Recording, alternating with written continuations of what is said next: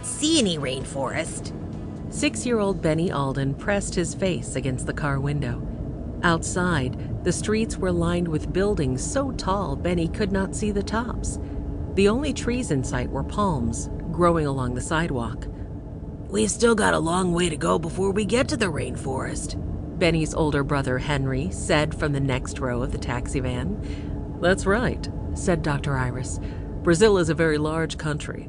Sao Paulo is almost as far away from where we're going as Greenfield is from Camp Quest, where we met.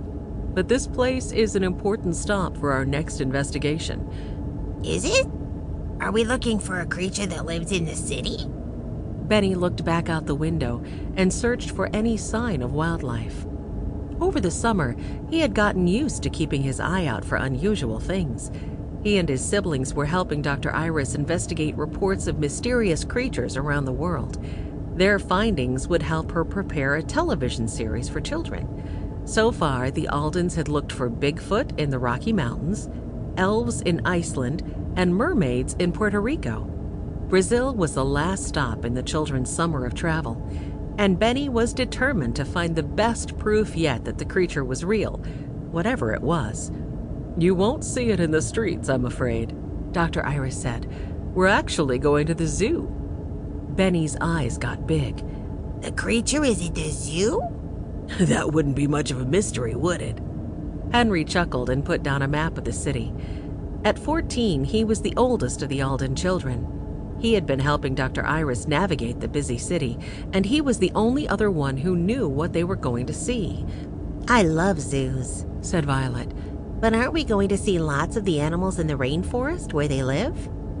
Dr. Iris nodded. "We will see many animals there," she said. "But it can be hard to spot animals in the Amazon. And there's one animal in particular that is good at hiding in plain sight. It just so happens to have some things in common with the creature we'll be looking for." "Sounds like a sneaky animal," said Benny. He bounced in his seat with excitement. Violet wrung her hands. She was 10, and even though she was excited to be going to the rainforest, she also knew how wild it could be. The taxi dropped off the children with Dr. Iris at the zoo. Once everyone had their tickets, the group walked inside. Immediately, they were surrounded by trees and vines and bright flowers. "It's like stepping into a different world," said Jessie. She was 12. Usually on the children's adventures, she was the planner. It was exciting for her not to know what they were going to do for a change. Henry led them down a winding path through the zoo. Benny followed close behind, looking for a clue about what they were trying to find. They came to an enclosure of monkeys. "Oh, does the creature have really long arms and swing from the treetops?" Benny asked. Dr. Iris shook her head. "We aren't here to see the monkeys." Next, they passed an enclosure with a pair of yellow and blue birds. "I know," said Benny. "It's like a giant parrot with a big beak." One of the birds tilted its head from side to side. Jessie laughed.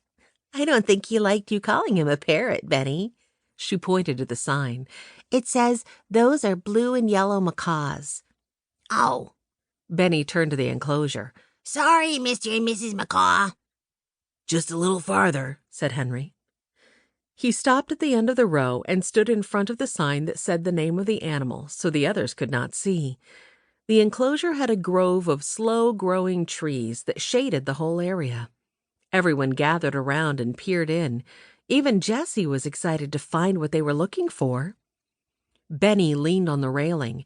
"I don't see anything in there. Are we looking for an invisible animal?"